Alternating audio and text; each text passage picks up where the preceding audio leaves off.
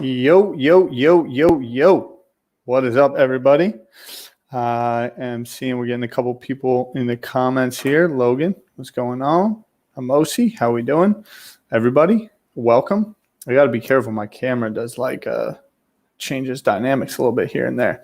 I am excited. I'm here. My name is Tyler. I'm here with 1:37 p.m. on behalf of JD Sports. And we put together a little AMA program, Ask Me Anything style. And I'm honored because we're going to take the next 45 minutes, hour, and get the opportunity to speak to one of my favorite individuals, hands down. He's a close friend of mine, but also a major inspiration of mine and someone that I've long looked up to, even before I met him. And I don't think he knows this. We are about to bring on Jeff Cole. Jeff Cole is a multi-talented designer. And I think the term graphic designer, creator has taken on an absolute life of its own. As media has exploded, as Instagram has become such a platform of influence and destination, Jeff is at the forefront of pushing that culture and being an all-time remembered kind of leader and pusher and designer of that platform. We're going to bring Jeff on. We've got some guests coming on. We've got some questions that we're going to be taking from the comments. We've got some individuals coming on. So Jeff Cole, if you are back there, I would love to have you pop on with us. Let's see. My man, how we doing, Jeff? Am I here? We're good. I'm used to calling you Cole all the time, and now we got Jeff Cole. But that's a good way to kick us off. Cole, I'd love to hear from you just briefly how you identify yourself. And the reason that I ask, and when I say that is, you've got Jeff Cole, the individual, the human. You've got Cole, the brand that you've built in and around yourself. And then you've got kind of your talents and skills and the way you deploy them. I'd love to hear a little bit about yourself. Just kind of introduce yourself to the crew, who you are and what you do. For sure. First of all, love you, Tyler. One of my favorite people in the world. So thank you for that introduction. I appreciate that. Yeah, love you, bro. That is a tough question because, if you just ask me who am I? My first reaction obviously would be, co-founder of Ikonick, which is not something I'm like super, I guess, known for on my Instagram. Unfortunately, Instagram really takes up, I like to say almost 10% of my life less, which is it's pretty crazy. Like my Instagram is kind of like anytime I have free time, it's almost like what I'm actually, what I do in my free time is like at Cole and what I do on Cole, anything I post on Cole. 90% of my life is consumed by, my company Ikonick, dedicated to inspiring, motivating people around the world. So it's kind of tricky because, Cole is kind of like my therapeutic release that I don't get to spend a lot of my time on, but is almost like what I'm known for personally the most, which is kind of like this like oxymoron and kind of like this weird balance I'm kind of doing right now. But hopefully that will change. And but yeah, right. Cole is something I really hope I get to spend more time on, going forward. It's just obvious because it's really who I am. It's kind of like a lot of my my own personality just displayed in a I guess digital world. So how do you navigate being known for something that you consider yourself to dedicate 10% of your time to? How do you stay balanced in that, knowing that you could in 1 second do that full time? That could be your thing. But you're running and building a business, which we'll talk a little bit about. But how do you navigate that? I think what's interesting about like my Instagram is like I'll pop in and pop out, and I'll do it when I actually use Cole a lot when I'm in a creative rut.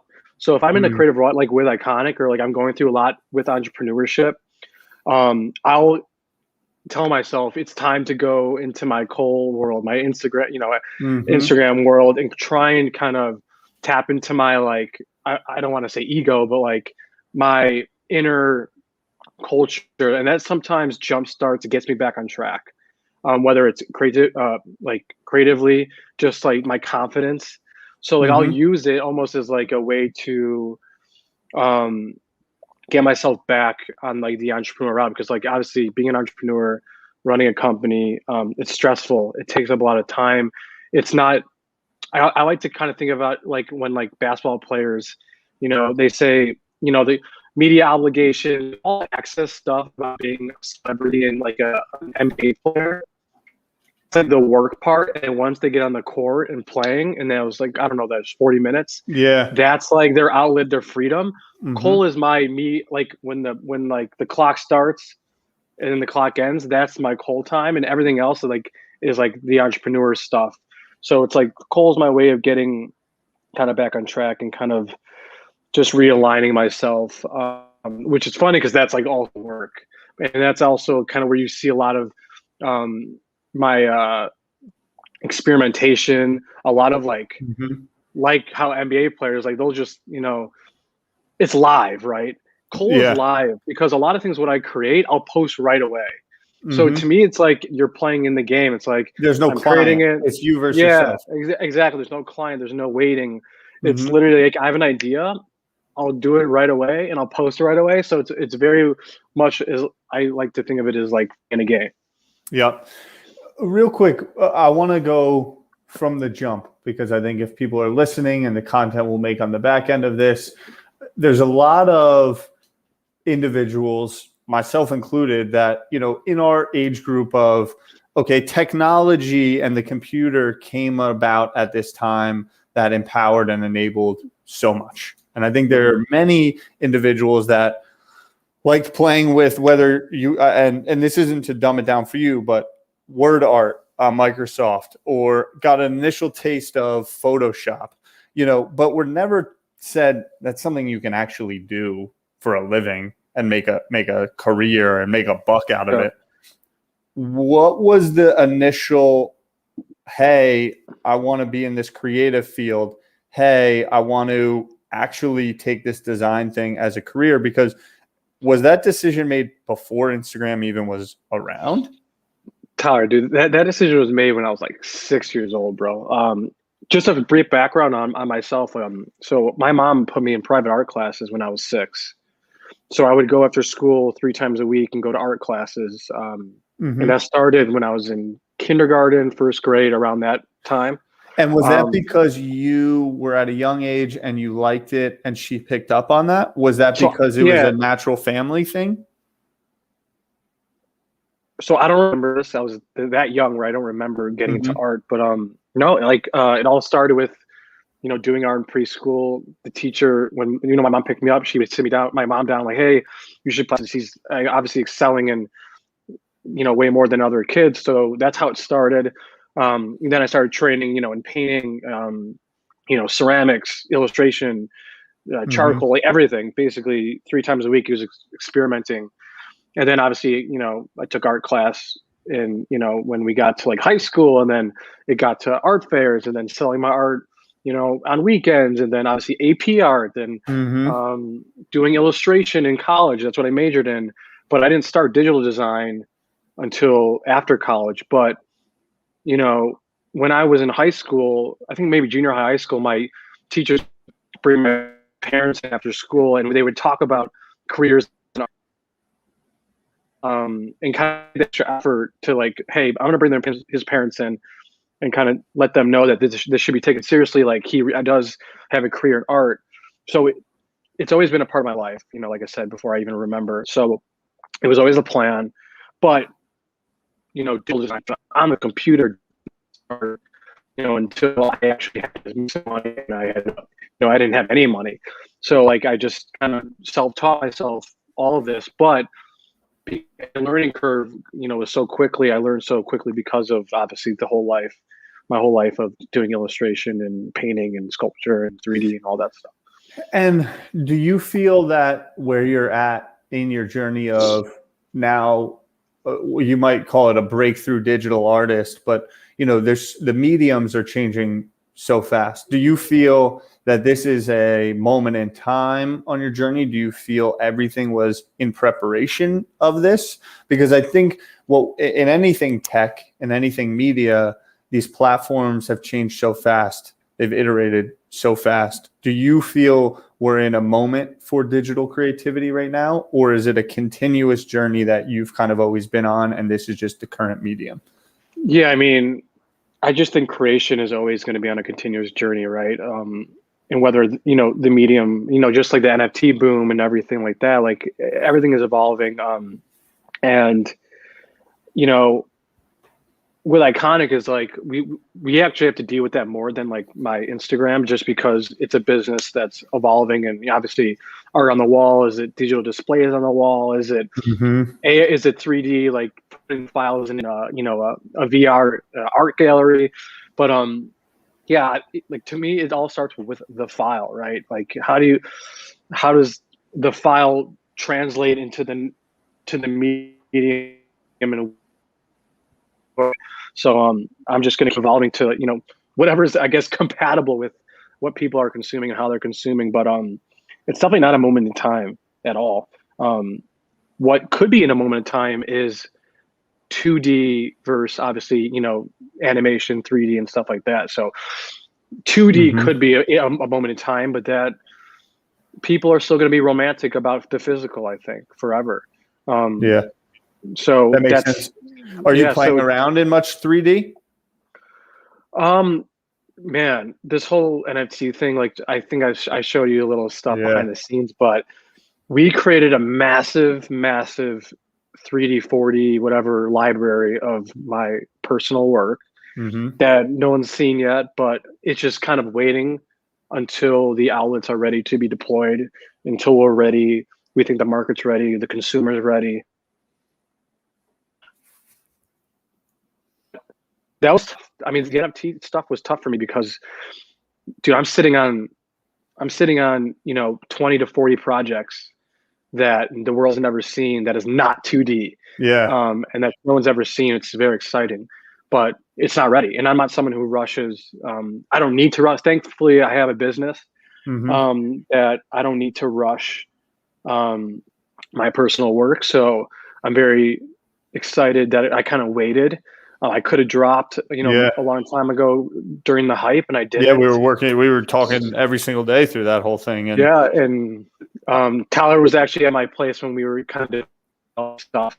Like you said, that kind of proves that it wasn't a moment in time, because I think I have the ability to wait on stuff and deploy it whenever I see possible. And that stuff could also be deployed in worlds that don't even exist yet.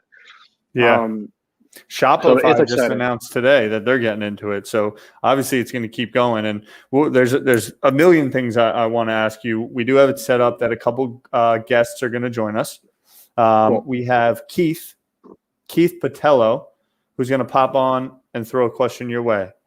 Keith, I believe, just like everyone else, we kind of pulled and grabbed a couple people from your community, fans and followers of you for a long time. So pumped to give them an opportunity to throw a question your way. Oh yeah. How's it going? What's up, Keith? Audio sounding good? We good? Yeah. Yeah, you got the professional setup going over there. Yeah. You're looking sharp. Yeah, I stream a lot, so I gotta set up good. But my question for you was, when you were first transitioning from your art being, more of a hobby to turning it into like a legit business, what was one of the best things you invested into early on? Ooh. It's going to sound weird, but like literally time. Dedicate time by yourself, time to build my portfolio. That year where I didn't talk to anyone and I just built my portfolio and didn't apply for jobs. I didn't look what anyone else was doing. Just literally investing in the time of your craft and literally just honing and focusing in on like almost white space too. Like literally find like just R&R. Like a lot of people when I bring on my team, I tell them that 80% of what I do is R&R, is research and development. 20% is execution. I will spend almost sometimes it's 90% of just research, just diving in, creating systems for myself, creating folders. I think systems is probably the biggest thing. Obviously time, but in that time is the 90% creating systems so you can execute on whim. Like, because culture is moving so quickly, and actually this was a long time ago when I was creating systems, when it wasn't as prevalent to be almost like, as an event happens, having a design ready or being ready to create. But having that year and a half to like literally develop my folders, my references, my inspiration. So at any point in time when something happens in culture, I can start deploying my systems, and so I don't have to like get in a creative flow. Because a lot of things with the creatives, like you have to be in a rhythm, like you have to feel inspired. But if you can create systems to get inspired at any point in time, you're at such a different advantage. And that's something that I do that I'm not sure a lot of other creatives do. A lot of creatives, they'll like open up their Illustrator or Photoshop and just start and just open like on the canvas and start going. Like, that's not how I do it. I'm ready. I'm ready. Like when something happens, I'm ready to go. So I think it's systems, time, and just finding that white space. Awesome. Something, Keith, stay here with us for 1 second. Something that I just want to tap into a little bit more, you know, in terms of the investment, when you said time, like right after making that decision of I'm going to go at this thing, and something I believe more than ever now in kind of this virtual, hey, we can all just jump on from anywhere in the world and see each other, is this idea of being busy, right? And having free time on your hands. My mother always used to say, like, you know, idle time is the devil's workplace. You know, also time can be dangerous. And I think so what you're saying is really the discipline around how to spend your time.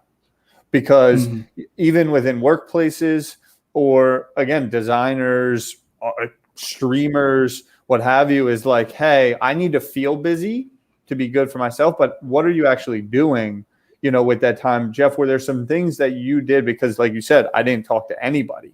That's not easy. Are there certain systems or things you put in place to ensure that discipline? Again, like when in the intro, like it's for real. You've always been an inspiration to me in the way that you move, because everything is very calculated. Everything is very well thought out.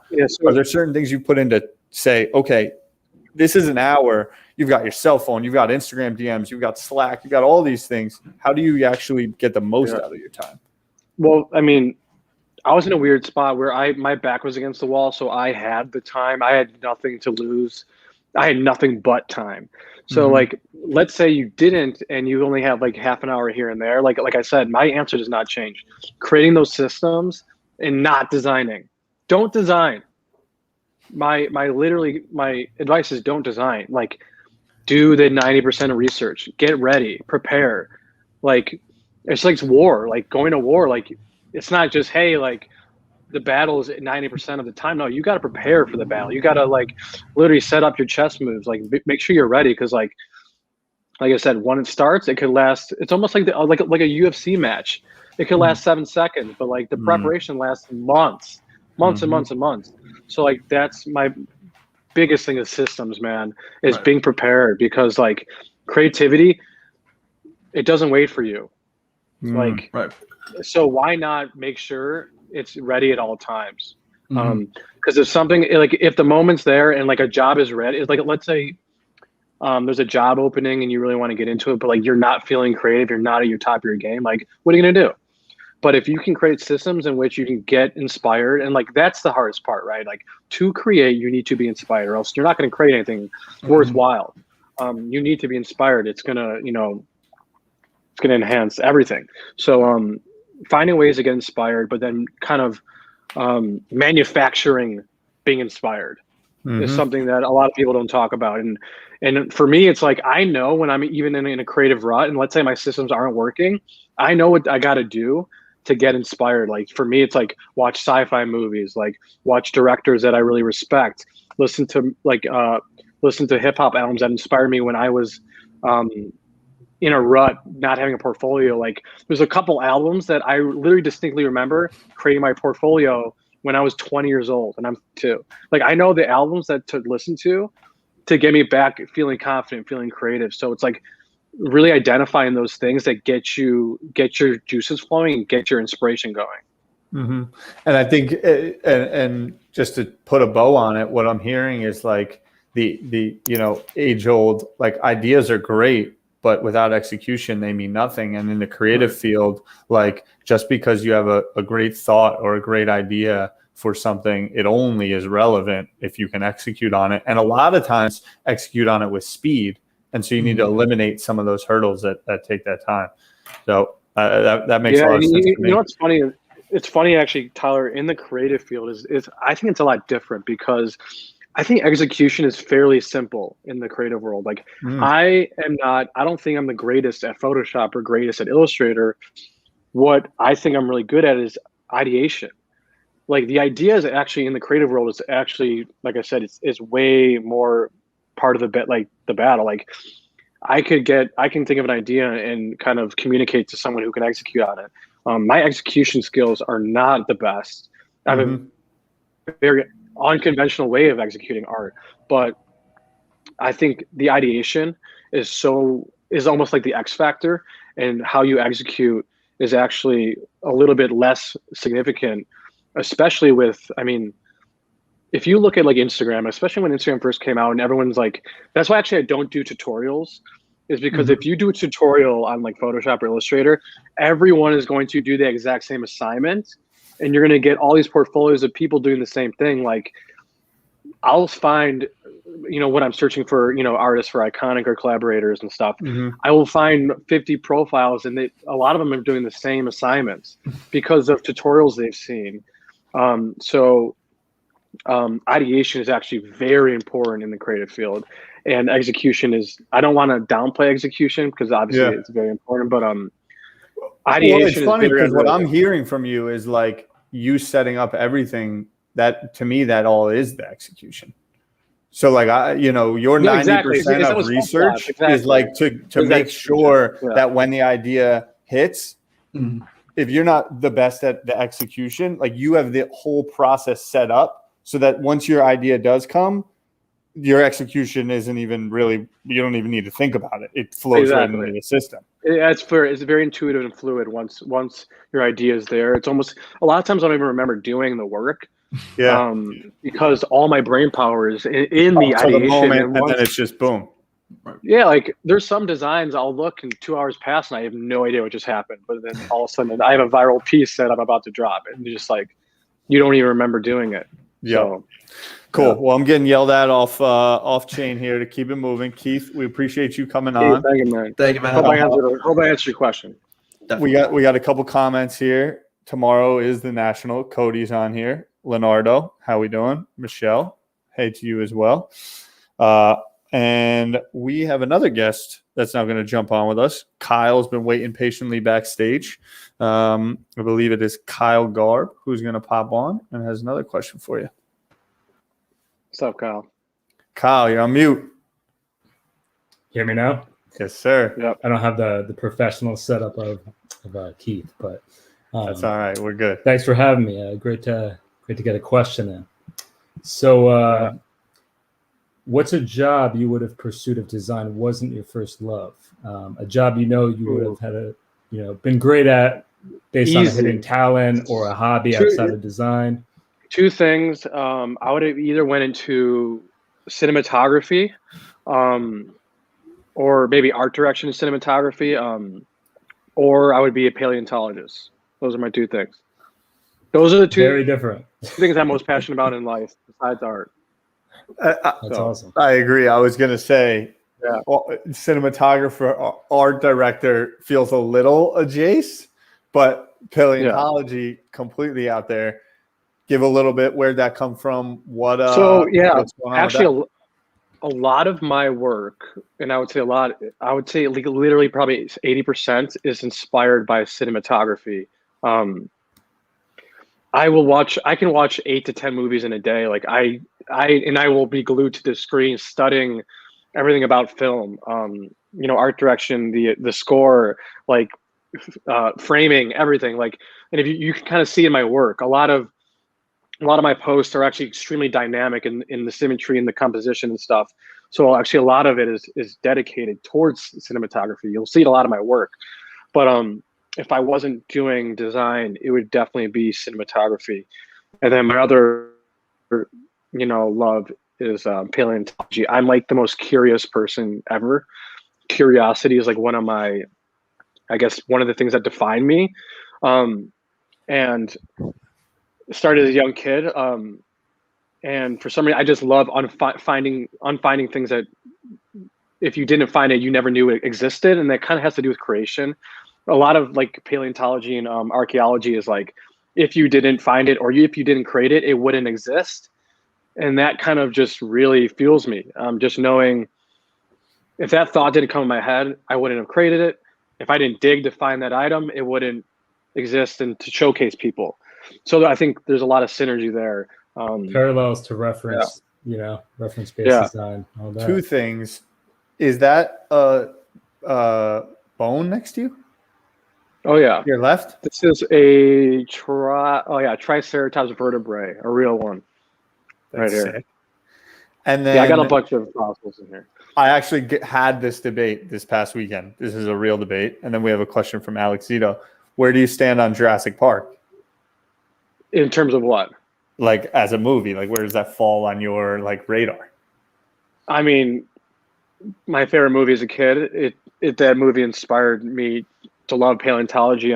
It's actually a lot of people don't know a lot about Jurassic Park. It was actually the first movie to incorporate CGI characters. Yep. Which is in the most crazy things ever. And I recommend any creator to look at the making of that movie, because it started with animatronics, and halfway through the filming, they switched to CGI characters because of a lot of malfunctions with the animatronics in the rain in Hawaii and stuff like that. But there's a lot of synergies between being the first movie to create have CGI characters, and like almost Ikonick being modernizing kind of digital art, which obviously physical art, I think Ikonick bringing the digital art as like a contemporary collector item and like that whole thing. So there's a lot of synergies between Spielberg and like CGI and Jurassic Park and like what digital art is doing towards, I guess, art in general. So like there's a very weird parallels between that.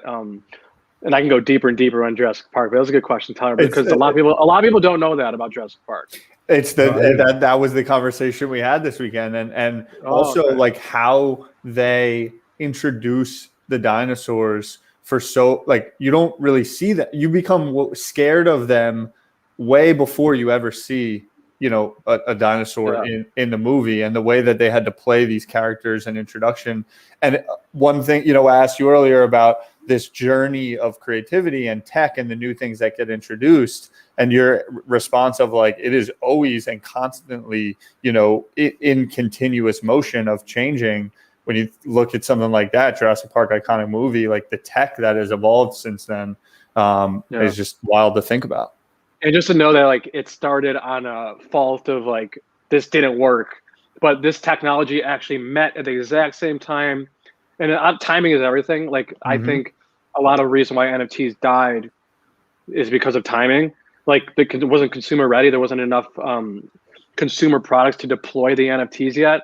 And obviously the consumers aren't living in an AR, VR world right now. We're living on our phones. So it was a very weird way. I mean, timing was the reason. Yeah. Timing was just met with Jurassic Park. The CGI was ready at that time. If that movie came out a year prior before, it probably wouldn't have worked. And they probably would have had a very hard time, with that movie. But and the same thing with Jaws. I don't know if you guys know about Jaws, but the reason you don't see the shark in most of that movie is because they had huge malfunctions with the shark. And so a solution for that is they had the score like dun-dun, dun-dun. So the score made up for the shark's appearance. So the score of the music, it actually is the reason. That's a huge reason why that movie was successful, is because of the that transition of you don't even see the shark. It's below the surface, but you knew it was near because of the music, and they had to change that. The whole movie was changed because of that, and it worked. So like, there's a lot of happy mistakes, like we call it in art. When you make a happy mistake, that ends up working out in your favor. So, Love it, Kyle. Appreciate you coming on, brother. Thanks for having me, guys. All the best. Love bringing Jurassic Park, Tyler. Good job. Yeah, it's good stuff. Yeah. We can talk about that for days. The initial ones are so good, and then the reboot, like the Jurassic World, where they knew it was a really dumb idea, but the money and the greed brought them to doing it anyway. Yeah. You know what? Bring me on as an art director, and I'll change that franchise. Man, gotta manifest.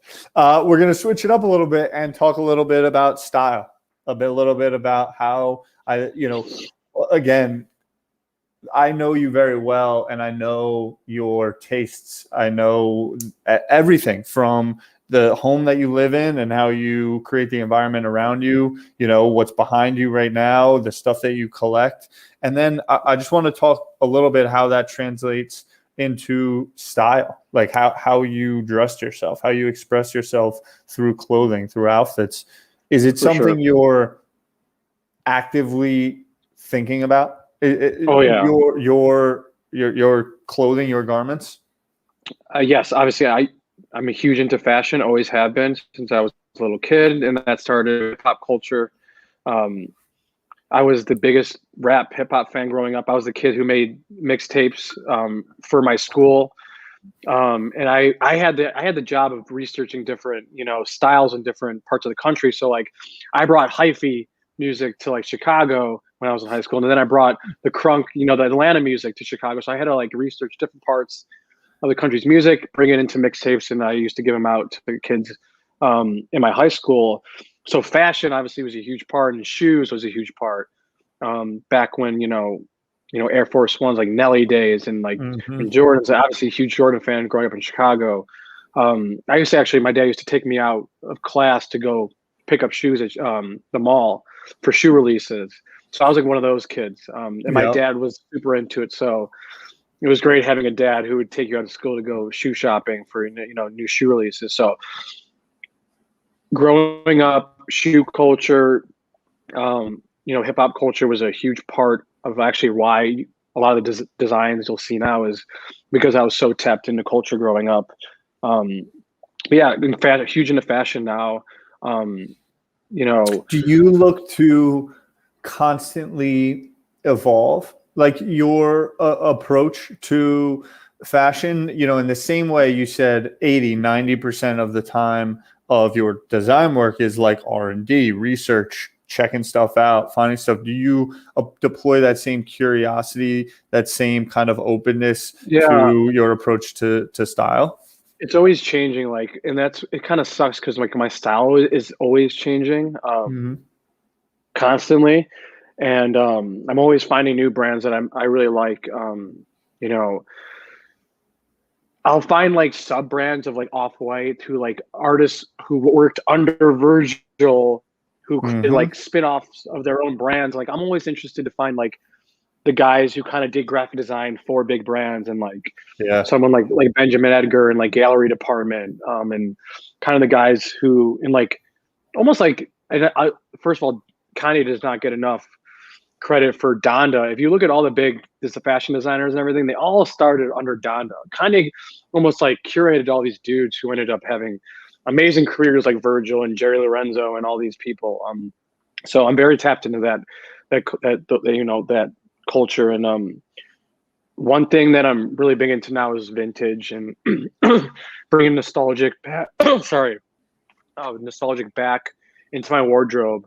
But I'm constantly wearing and surrounding myself with things from my childhood, just because I identified what makes me the happiest in life is being surrounded by things I was happy when I was a kid. And when you come over to my place, you'll see I have everything that reminds me when I was a little kid. I even have like toys growing up. I have tattoos of my favorite toys growing up on my body. Like, all my vintage clothing is stuff that I used to support when I was a kid. I have Jurassic Park vintage, obviously Bulls vintage, Nickelodeon vintage. So I'm someone who loved my childhood and don't like growing up. I've obviously grown up. I'm an entrepreneur and I own a business, and I have to be an adult. But Yeah. a lot of my style, a lot of the things that I'm surrounded with is stuff when I was a kid because I loved my childhood. It really made me who I am, and I think it's okay to never grow up and collect things that. And obviously, you know them more than anyone. You still collect cards, and your room is full of crazy little gadgets and stuff. So like, yeah, my style is very dictated today, and almost the more and more is stuff that I cared about when I was a kid. Do you see yourself? Do you have any ever interest of creating pieces yourself? I'm always, I think curation is something like a whole nother way to go, right? I think curation is a form of its own creative, right? Like I think Tyler, you can be I don't know if you remember, but the last two apparel collections I made was with And1. I used to wear And1 when I was a kid every day in junior high, and they approached me and I did a capsule collection with them. So like, I'm also someone who only will do projects like stuff that I'm like I said, the childhood. So like I did a capsule collection with And1, try to bring back some of that nostalgic, and then I did a collection with Universal Studios, Foot Locker, and Jurassic Park. So like I'm someone who just like loves doing stuff that's close to my heart and that's true to kind of my childhood. Yep. How about function in fashion?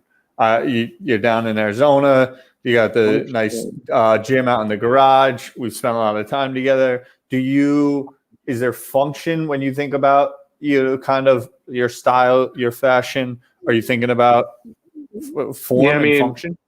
Yeah, I mean, I'm super into fitness right now. Obviously, moving to Arizona, we built out a full gym in our garage, and we're actually doing a lot of collabs coming up with Ikonick that are function based, based on kind of our health and wellness lifestyle. I'll drop one, but I might get in trouble. Well, actually, I don't know if I'm not going to drop it. But yes, we'll have to bring you back on for it. Yeah, I am doing collabs coming up soon that are function only because of that reflects kind of our lifestyle and our health and wellness lifestyle. So yeah, I mean, the answer is yes. And I'm finding that we're only doing projects that are authentic to our lifestyle. Like if it's not incorporating my life and if it's not true to kind of what I'm doing, and I can explain it to you as almost like practitioner, like Ikonick was based on practitionership and kind of creating artwork that reflects what I'm actually going through, whether it's in entrepreneurship. And I think that when it's starting to go through in every aspect of my life, it's like, okay, health and wellness is really important to me. Let's do some health and wellness collabs. So it's kind of like whatever is authentic and going on currently in my life. We're trying to kind of position different collaborators and different things with it, just because there's nothing sells better than authenticity. And then obviously I think nostalgia. And it's the way that your work will be the most natural, and I don't know if simplistic's the word, and maybe that ties also into why you feel your execution is simpler, because it's all very natural. You don't have to step out of your own lane. Yeah, I mean, exactly. 100%. I mean, we have Aaron. Aaron's going to pop on. I think he has some fashion questions as well. Let's see. Aaron, you around? Dang, they caught me lacking. I was muted. Yo. What's up? What up? Yo, nice shirt, bro. Let's go. Oh, we're all repping. You know what I'm saying? We're all repping. Something light, you know what I'm saying? Anywho, I love putting art to a face. I love what you do. Nice. Thank you, man. I love everything you've been saying lately. The Jurassic Park, it makes me feel like they're trying to train our subconscious in a way with the music now to make us feel what's missing, I guess, in a way. Basically, like the shark and the thing right there. And then 2, the systems over goals thing is something I like as well. That was a good take there too. But my question, anywho, is what is your favorite sneaker model of this year, 2021, and probably the last 5 years as well? My favorite sneaker model of this year. You know what? I know this isn't a new I guess sneaker model, but like something I've been really into lately has been distressing Jordans and Nikes.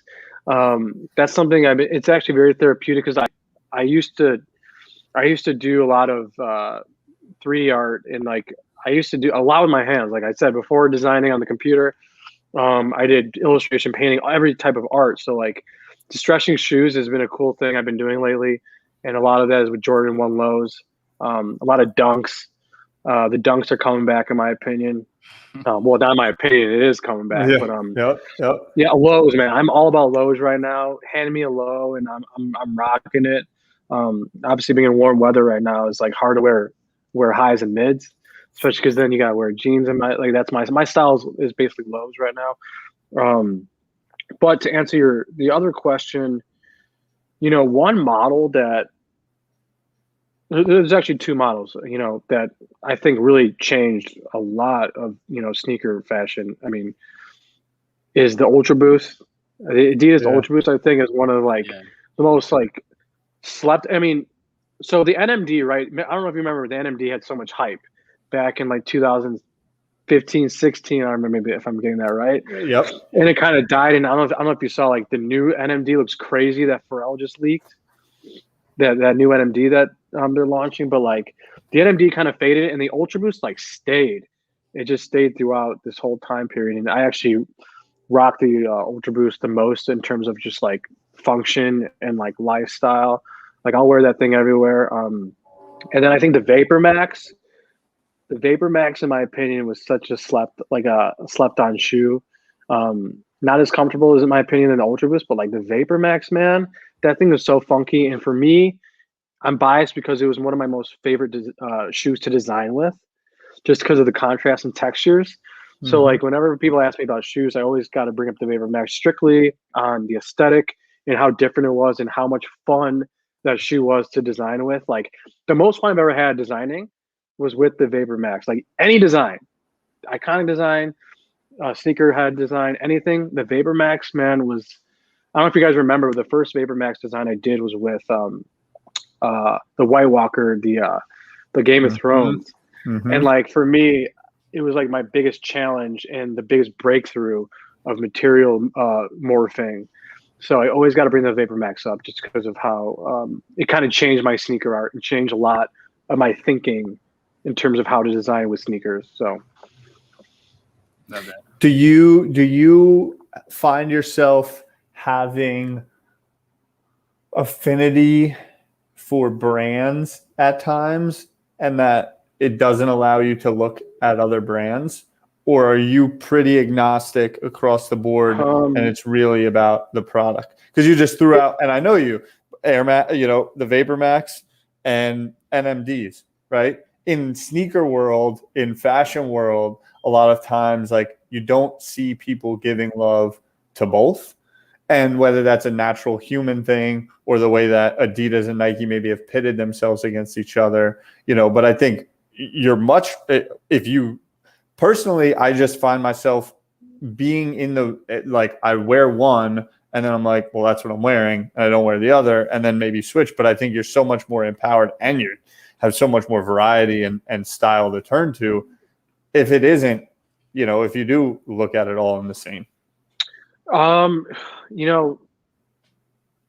a lot of when I design with sneakers is hype. It plays a lot into it. Obviously I want people to be excited about the shoe I'm designing with, but materials has been, or what it started to be a huge factor. And obviously I want the most contrasting materials. Like I want knits mixed with like reflective, mixed with see-through, like all that stuff just gives me more ammo to connect the dots, right, with certain characters and pop culture references. So a lot of it's materials, a lot of it is hype, and I think that's what people want. Like, what materials, what colorways can I connect with that people care about? Like if a Pokemon like people are into Pokemon right now, like I'm attracted a little bit more towards yellows because of Pikachu, or like oranges because of Charizard. So you'll see a lot of colorway. A lot of things are dictated. A lot of things that interest me are dictated on pop culture, and the materials is just an added bonus. But yeah, man, like And which you is know what which sucks? is huge Yeah. because the innovation in materials has been so crazy in the last Yeah. 10, 15 years. Like I don't think people realize what Ultra Boost material like Yeah. really is and means. And you know what? This is a call to all fucking sneaker culture too. Like sneaker culture needs to get better because like my favorite thing to design is the sneaker shit. And like I feel like the hype of sneaker culture has kind of plateaued right now.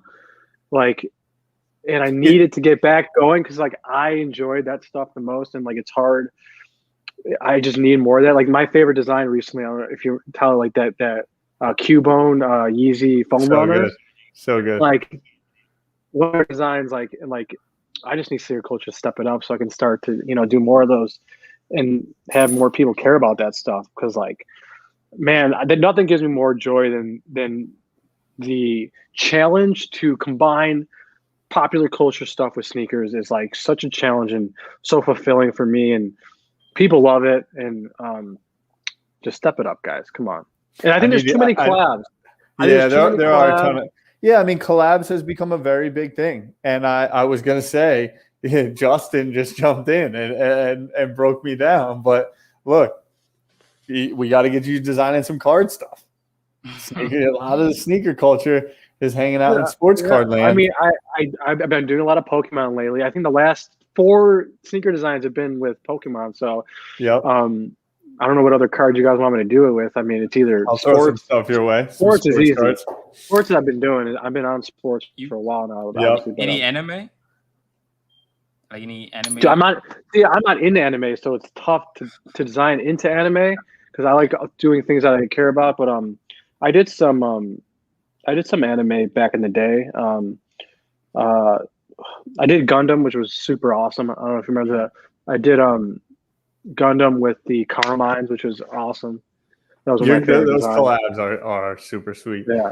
Keith just said Sandshrews his favorite. All right, Aaron, got to keep it moving. We got Jeb, Aaron, who's about to thank you, pop man. on with us. Much love. Good to see you, Aaron. All right, Jeff, we're going to have Jeb come on. Our good buddy Jeb is about to pop on. Throw a question your way. What's up, Jeb? How you doing, man? Good. How are you? How are you? Good, man. Staying busy. So let's see. Yeah. You had a pretty crazy journey, man. And what has been, the toughest hurdle you had to jump over? And do you feel like the pressure to continue doing what you're doing at the level that you're doing it at is kind of tough to keep going? Is it tough to keep going? You know what? I would like to. You know what? The answer is no, but the answer is no because it is literally my outlet of freedom. And like I don't know if you caught at the beginning of this conversation, but I had a little breakthrough with Tyler there that like when I'm not feeling creative and when I'm not feeling the most confident, the only thing that gets me back in my zone and back on the horse is like feeling pressure.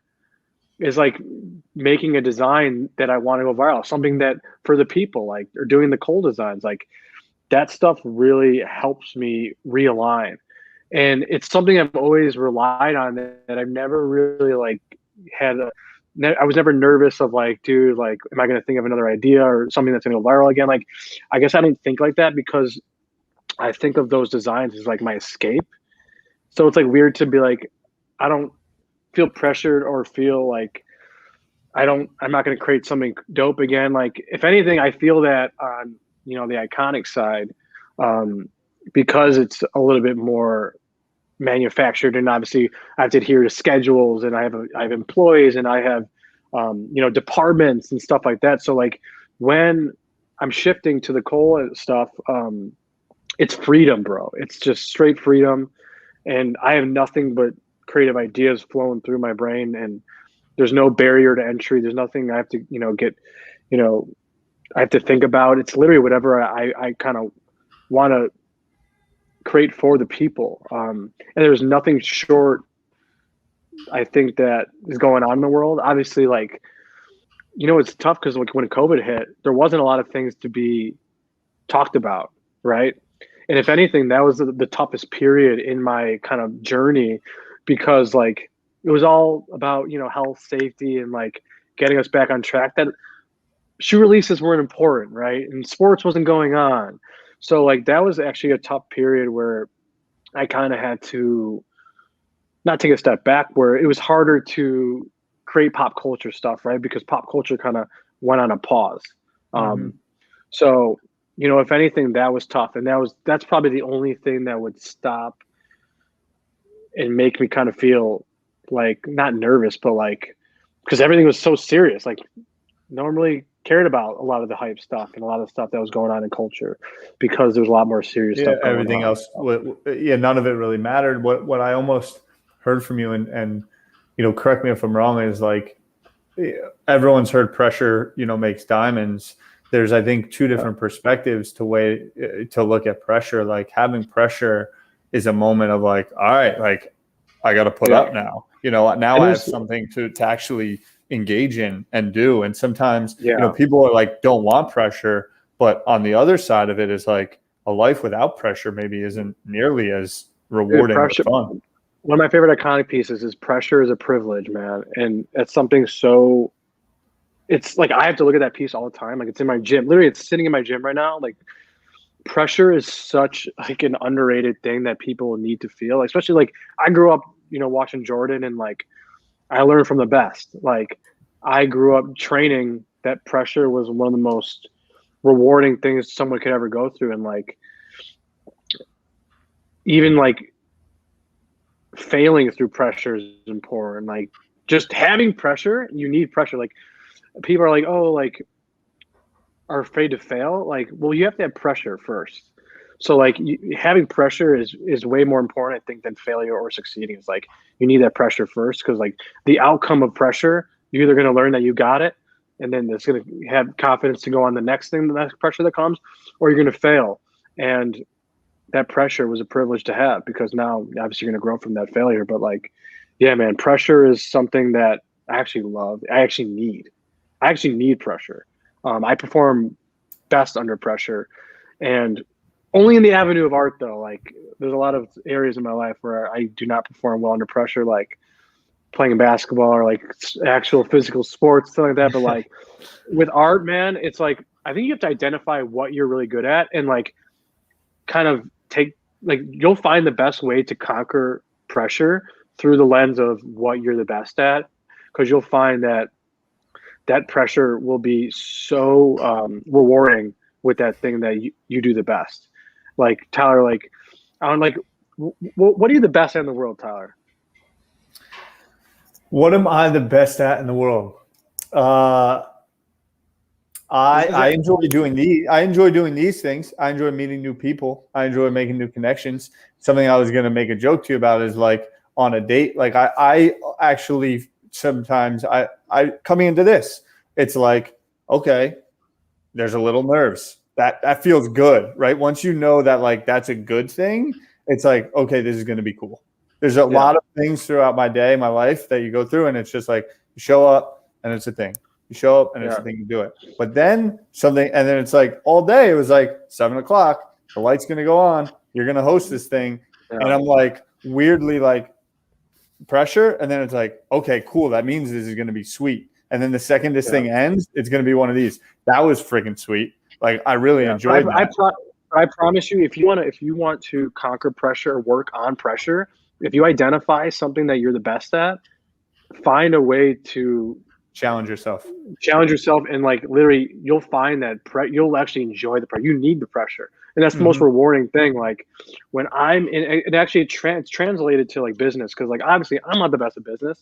I'm an entrepreneur, but like I'm way better at art than I am at business. But I'm starting to apply basically the systems I have with art to when I have a pressure in business, and I find myself like that confidence is carrying over. And some of the ways I deal with it carries over. So, like I said, identify what you're best at. Put yourself in a position where you're going to conquer the pressure. That feeling of like you want to have the pressure on the thing that you're the best at is very rewarding. You can start to trickle over in other areas of your life. So you almost kind of seek the pressure more so than just let it Because pressure can find you if you put yourself in certain situations, but you kind of almost seek it in a way to where it's a challenge for you, and you're looking forward to it. Yeah, but like I said, it's in the lane of which you're the best at, because like nothing's worse than like you having pressure on an area that you know nothing about and you're scared of and you're not good at. So why not use that pressure in an area that you are, and use those techniques, you know, in the area that you're not as good at. So I think actually that's a pretty good formula. If you're worried about pressure, you know, find a way to build the confidence up for sure in that way. Beautiful. Jeb, appreciate you coming by.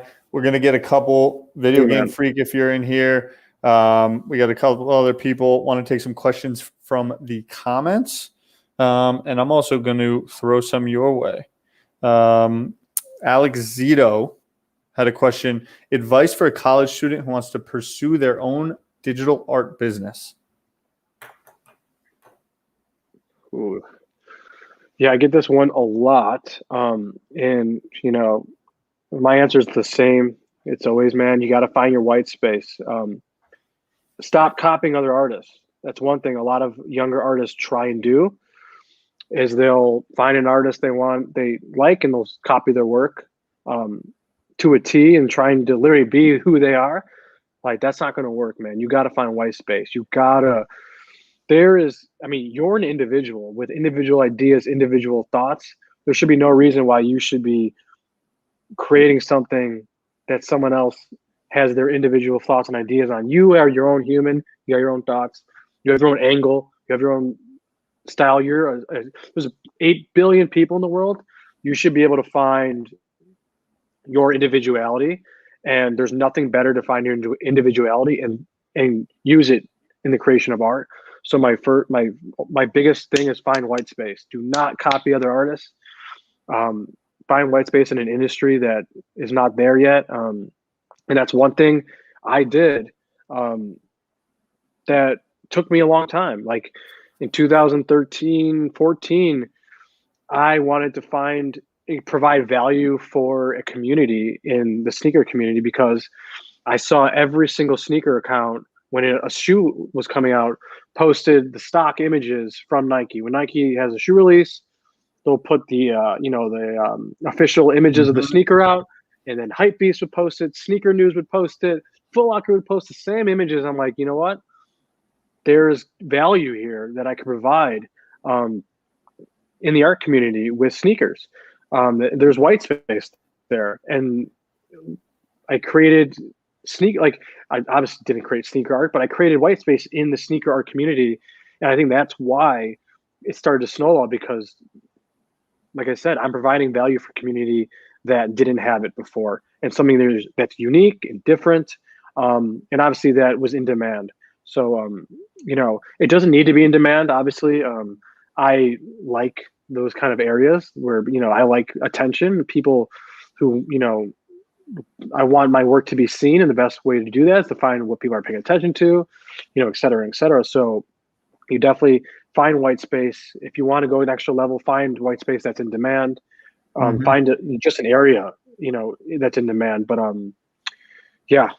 That makes a lot of sense to me. Yeah. And I'm looking at my buddy CJ's comment on here, and he said, is Jeff designing metaverse wearables yet? And I think you know, when you talk about the evolution that's been made, the continuous, you know, like Jurassic Park happens, CGI, immediately that movie comes out, right? You could probably count on your hands how many people were go-to people at CGI. You know, and boom, then that white space happens, and it's going to continue to happen, you know, throughout time. And that's why I think being curious is incredibly powerful, because it allows you to have an open mind about what's next, or what's to come, or what you might not know about. Yeah. And I think it's a great way to put it. Like, and I'll tell you this, Tyler. I mean, there's no better industry to create white space than art, because there are infinite ways to interpret anything in the world. And obviously creating is limitless. So like I said, man, you can go into any industry you want, mix it with any medium. You can even go into the metaverse. Like, that's a new, you know, frontier. You could consider white space. In my opinion, it's not consumer ready. You know, the metaverse isn't there yet. I like to always bring this up that, I was working on AR and VR apps 10 years ago. 10 years ago, I was developing UI UX apps for VR and AR applications on like Android phones and stuff. And guess what? People are not even spending an hour in VR yet. 10 years later, it's all, it's all timing as well. So like I said, there's no better opportunity to find white space than the art market. And if you want to get ahead, go into the multiverse, go into the metaverse. And yeah, that's something I'm exploring. Like I said, when NFTs were obviously at the peak, a couple months ago, I created a vast library and partnerships with a lot of different companies that we're sitting on. But I just don't think the market is there for you. But when it is, best believe I'll be there. So Love it. Love it. All right, we got our last guest to come on, Noah Stauffer. He's a good buddy of mine, and I know that he is a big fan of your work. Noah is a young burgeoning graphic designer, Penn State student right there. Noah, what do you got? What's going on, guys? Jeff, big fan of your work. So my question for you is, what do you routinely do to take care of your mental health? Ooh, good, man. Yeah, you know what? It's good because I work on it. Literally, it's something that it's probably the hardest thing I do. It's the hardest thing that I work on probably the most. Just being an entrepreneur, and especially with a small team, wearing a lot of hats. That I didn't get to it's funny because Gary, this is before Tyler, but back when I was listening to Gary V, I don't know if obviously everyone out here probably knows Gary V, but I had to sacrifice my mental health for years, and I accepted that. And that was one of the hardest things to do is accept that I'm gonna have to eat shit, not exercise a lot, because in the beginning of entrepreneurship, the beginning of starting a journey where you want to build something great, man, you have to sacrifice so much. And it was the hardest part of my life. And first it was health, and then it was mental health. So first it was physical health, and then now it's mental health because of kind of how big your business gets. And now you have to work on the mental side, and it's kind of evolving. So yeah, first it was physical, and now it's mental. And a large part of my mental health is exercising and being out in nature. It's like I said, it's being introspective. So I like to take, an hour every morning to be introspective and not really answer emails, not look at social media, go out, I'll ride my bike. But it's thinking, man. It's thinking on your own. Not talking to friends, family members, not going on the internet, not talking, literally go with yourself. I go on dates. There's this, I don't know if you guys saw this one viral video, but I actually took it from this guy. This guy takes himself on dates. This guy was like, one thing I do with my mental health that no one does, he's like, I take myself on dates. I'll take myself to the movie theater. I'll take myself on a hike. And I thought about it. I'm like, you know what? No one's talking about that. Dude, and it's such a weird thing to think about and admit. But dude, I take myself on dates, man. I'll take myself hiking. I'll take myself to the movies. I'll take myself on a walk even for a couple hours. I'll just go walk and think about my progress, reflect on, my journey. What am I doing wrong? What am I doing right? Not being too critical of yourself. But yeah, dude, take yourself on dates. Sounds weird, but I'm telling you. No, that is, I think good because, taking yourself on a date. When I think about going to a restaurant by myself, what I think about is this. Not hanging out with yourself. Think of it as, would you yell at yourself for picking up your phone in the middle of, a thought or a conversation? Yeah, I'm telling you, because man, if there was someone on the other side of the table, you wouldn't do it. Yeah, what people don't do enough is they don't learn enough about themselves, and they don't ask themselves questions. Dude, do you know how healthy it is to talk to yourself? It's so healthy. Go on a hike and ask yourself questions. Literally, pretend you're having a conversation with yourself. And that's one thing I've been doing. It's one thing probably one of my strengths is I'll do my most mental health breaks literally just taking myself on dates, talking to myself, asking myself questions. And you'll find a lot about yourself that way. Because a lot of times you'll realize, especially if you're chasing stuff, you'll start to chase other people's opinions, and that's going to start clouding your judgment. So, one thing, obviously moving to Arizona, being in LA was very tough on mental health. Like, it will bring you in, it'll bring you into toxic environments. You'll start to kind of chase your ego and not your soul. So moving out to Arizona here and being very isolated, like, you go soul searching. And I learned a lot about myself kind of just being isolated. And, before I moved to California, or before I moved to LA, I actually lived by myself in Carlsbad, San Diego. And I used to go hiking by myself every single weekend, literally take myself on dates and just talk to myself. You'll figure out who you are, what's important to you. But yeah, man, take yourself on dates. I love that. That's good stuff. No, appreciate you coming by. Good to see you, brother. See you guys. Thank you. Hey, man. All right. We've been going here a little over an hour. Before I get into just one final sign-off question, want to give big love to JD Sports, their global access program. Been a great partner with us. Hooked us up with some gear for the chat, and thank you. It's been fun jamming with them because curation, which is a lot of what their global access program is something that I have a lot of affinity for. It's something I've loved. And really, in terms of my fandom, I was like sharing your stuff on IG stories. I used to love Instagram stories and just like finding content and sharing it. And I think that's what a lot of their global access program is, hey, what is the style, what's happening, around the world right now, and how can we deliver it here exclusively in the US? So wanted to shout them out and give them some love. They're making big moves now here in the US. But I want to sign off with something that I've been asking more and more of. 1:37 p.m. really the way that we kind of position ourselves and tagline being for the curious. What's something outside of the art world? What's something that would be an unexpected answer to the question, what are you curious about right now, Jeff? What am I curious about? Man, that's a loaded question. What am I curious about?